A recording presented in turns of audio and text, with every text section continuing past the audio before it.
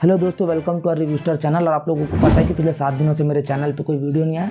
क्यों? क्योंकि मैं थोड़ा सा बिजी था काम में और कोई बॉलीवुड की या हॉलीवुड की अच्छी फिल्में आ नहीं रही थी। तो फाइनली मैं सोचा कि क्यों ना तुम लोगों को 5 हॉरर सीरीज की रिकमेंडेशन दे दूं जो मैंने देख रखी है और वो बहुत ज़्यादा बढ़िया है। और ये सारी सीरीज आपको नेटफ्लिक्स में मिल जाएगी, तो आप लोगों को ऐसा नहीं है कि अलग अलग प्लेटफॉर्म्स में जाना पड़ेगा, सिर्फ नेटफ्लिक्स में आप देख सकते हो 5 सीरीज को। पहली मूवी का नाम है घूल। ये हमारे इंडिया के फ्यूचर टाइमलाइन में सेट है, जहाँ पर पूरे देश में आर्मी का रूल चल रहा है और जो हमारे कहानी के लीड्स हैं वो सारे NPS के हैं, मतलब नेशनल प्रोटेक्शन स्क्वाड। और जो हमारी मूवी की फीमेल लीड है, मतलब राधिका आप्टे, वो इस NPS की न्यू रिक्रूट है। मूवी के स्टार्टिंग में ही NPS वालों को पता चलता है कि एक टेररिस्ट हाइड आउट है, जहाँ पर एक बहुत बड़ा टेररिस्ट छुपा हुआ है जो बहुत ज़्यादा मोस्ट वांटेड है और बहुत टाइम से उसको ढूंढ रहे हैं। और ये लोग जब उसे पकड़ने जाते हैं और उसे वहाँ से रेस्क्यू कर लेते हैं। घूल मतलब जिन लोगों को पता नहीं है मैं बता दूं, इज़ अ काइंड ऑफ जिन। जिन मतलब एक घोस्ट होता है जो इंसान के बॉडी को इनहेरिट कर लेता है, जिसको एक ब्लड के मीडियम से बुलाया जाता है। इसके ऊपर मैं इस मूवी के बारे में कुछ नहीं बोलूँगा, बस ये बोलूँगा कि इसकी जो एंडिंग है वो बहुत ज़्यादा अलग सी है। मुझे पसंद है ऐसी फिल्में, आप लोगों को भी ज़रूर पसंद आएगी। और अगर इस मूवी का मुझे डीमेरिट बताना है तो इस मूवी में बस एक डीमेरिट है कि इस मूवी में थोड़ा सा रिलीजियस एक्सट्रीमिज्म को थोड़ा ज़्यादा दिखाया गया। अगर इग्नोर कर सकते हो तो ये मूवी बहुत बढ़िया है। दूसरी सीरीज़ का नाम है हॉन्टिंग ऑफ ब्ले मैनर। और इस सीरीज़ के बारे में बताने से पहले मैं ये बता दूं आप लोगों को कि इनके जो डायरेक्टर हैं, मतलब माइक फ्लैनेगन, ये मेरे one of the favourite director है हॉलीवुड के। मैं इनको क्रिस्टोफर नोलन और ये ऐसे बड़े बड़े जो डायरेक्टर है इनके बीच में कहीं ना कहीं रखता हूँ, क्योंकि इनका काम इतना ज़्यादा अच्छा है। तो इतना ही बता दूँ तुम लोगों को मैं, जिससे तुम लोग पम्प्ड अप हो जाओ। अगर हॉन्टिंग ऑफ ब्ले मैनर के स्टोरी प्रीमाइसेस की बात करें तो इसमें दिखाया गया कि कैसे एक घर में 2 बच्चे रहते हैं जिनके लिए एक बेबी सिटर की ज़रूरत है, जिसे उनके अंकल हायर करते हैं और फिर बाद में उस घर में भेजते हैं। उस घर में जब वो बेबी सिटिंग करने आती है तो बच्चे थोड़े से अलग लगते हैं, हमारे और आपसे बहुत ज़्यादा अलग हैं वो बच्चे। और स्टार्टिंग से ही हम लोगों को समझ में आने लगता है कि वो बच्चे कुछ छुपा रहे हैं और उस घर में भी बहुत सारी सीक्रेट चीज़ें हैं जिनके बारे में हमारे लीड को पता नहीं है। और ये सीरीज़ इतनी ज़्यादा अच्छी है, मैं बताऊं, जैसे जैसे एपिसोड होते जाते हैं वो घर के और चीज़ों को एक्सप्लोर करते जाती है और वैसे वैसे ट्विस्ट एंड टर्न्स आने लगते हैं। ज़्यादा मैं स्टोरी के बारे में बात नहीं करूंगा वरना मूवी स्पॉइल हो जाएगी। मैं बोलूँ तो ये चुनिंदा उन हॉरर सीरीज में से एक है जिनमें ज़बरदस्ती के जंप स्केयर डाले नहीं गए हैं और इसमें होमोसेक्सुअलिटी को भी बहुत ज़्यादा अच्छे तरीके से दिखाया गया। तो ये एक ना एक बार देखना बनता ही है भाई। तीसरी सीरीज़ का नाम है टाइपराइटर और इसके डायरेक्टर है सुजोय घोष। और जिन लोगों को सुजोय घोष के बारे में पता नहीं है, वो बदला और कहानी जैसे मूवीज को डायरेक्ट कर चुके हैं, मतलब भाई बंदे के अंदर स्किल है। अगर स्टोरी की बात की जाए तो स्टोरी स्टार्ट होता है 1983 के गोवा के एक विला में, जिसका नाम है बारदेस विला, जिसके अंदर हमारे माधव मैथ्यूस नाम के एक राइटर रहते हैं जो एक बुक लिख रहे हैं जिसका नाम है ghost of Sultanpur.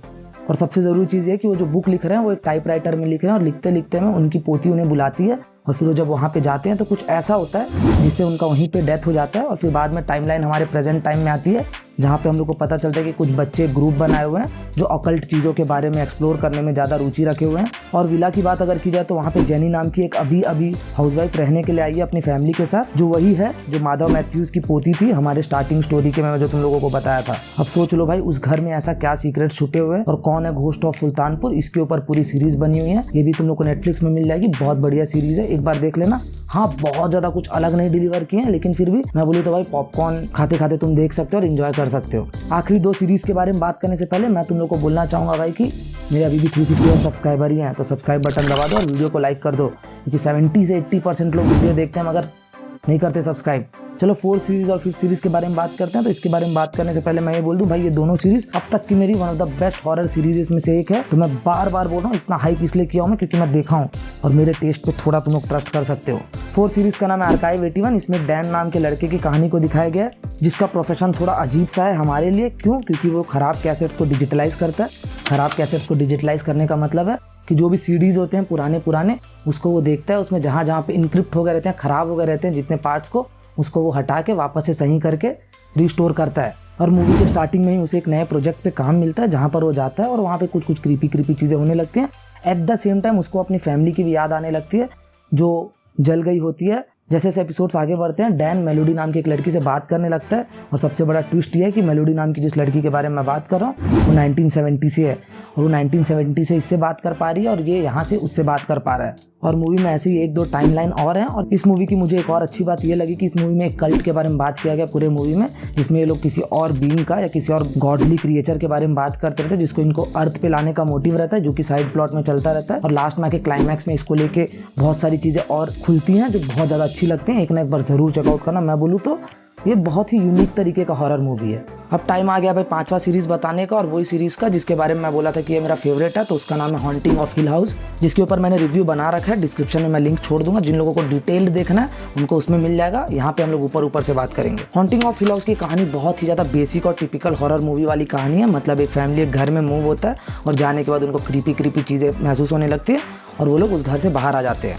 Normal horror movies यहीं पर खत्म हो जाती है, लेकिन हॉन्टिंग ऑफ हिल हाउस यहीं पे चालू होता है। जितनी चीजें मैं बताया ये मूवी के स्टार्टिंग के कुछ मिनट्स में होता है, और बाकी पूरा मूवी जो है वो लोग एडल्ट होने के बाद उस घर के कारण क्या क्या चीजें फेस कर रहे हैं और वो 5 लोगों के लाइफ में कितने चेंजेस आए हैं। 5 लोग मतलब उस घर में जो लोग गए थे, हस्बैंड और वाइफ, उनको छोड़ के 5 बच्चे थे, मैं उनकी बात कर रहा हूँ। वो लोग क्या क्या प्रॉब्लम फेस करते हैं और कैसे कैसे वो लोग करियर में आज जो भी कुछ है उसमें कहीं ना कहीं उस घर का बहुत बड़ा इन्फ्लुएंस है। इसको दिखाया गया उस सीरीज में, जो मुझे बहुत ज्यादा अच्छा लगा, क्योंकि मेरा भी मानना है कि इंसान जो भी बड़े होकर बनता है उसमें उसके बचपन का कुछ ना कुछ हाथ रहता है। इसको छोड़ के अगर मैं बोलूँ तो भाई इसको भी माइक फ्लैनेगन ने खुद डायरेक्ट किया। माइक फ्लैनेगन मतलब वही जो हॉन्टिंग ऑफ ब्ले मैनर को डायरेक्ट किए थे, और haunting of Bly manor haunting of hill house का सेकंड पार्ट है। हाँ, स्टोरी दोनों की पूरी डिफरेंट है। ऐसा नहीं है कि पहला देखोगे तो दूसरा देखना है, दोनों के दोनों इंडिविजुअल स्टोरीज है। और जो लोग वन टेक शॉट्स को ज्यादा देखना पसंद करते हैं, इस सीरीज के 7वें या 8वें एपिसोड में 5 टेक में पूरे एक एपिसोड को शूट किया गया। तो माइक फ्लैनेगन ने बहुत प्यारे तरीके से शूट किया। इसको छोड़ के इसमें फालतू के जंप स्केयर नहीं है, 1-2 जंप स्केयर हैं भले, लेकिन बहुत ज्यादा नहीं है, फालतू के नहीं है। और ये मूवी बताऊं तो एक मास्टरपीस है। और मैं अपनी लाइफ में बहुत सारे हॉरर मूवीज देखा हूं, हॉरर सीरीज देखा हूं, लेकिन ऐसी हॉरर सीरीज मैं आज तक नहीं देखा हूं। ये मस्ट रिकमेंडेड है, और जो इसको देखेगा वो मेरे को कमेंट सेक्शन में बाद में आके बताना कि कैसा लगा। और जो लोग देख चुके हो वो लोग मेरे को बताना कि क्या ये सच में one of the best horror series है, क्योंकि मेरे लिए तो फॉर श्योर है भाई ये। और ये मेरी कोशिश थी भाई एक नया तरीके से रिकमेंडेशन लाने की, क्योंकि कुछ मूवी आ नहीं रहा है। तो भाई चलो भाई, मैं मिलता हूँ नेक्स्ट वीडियो के लिए। बाय।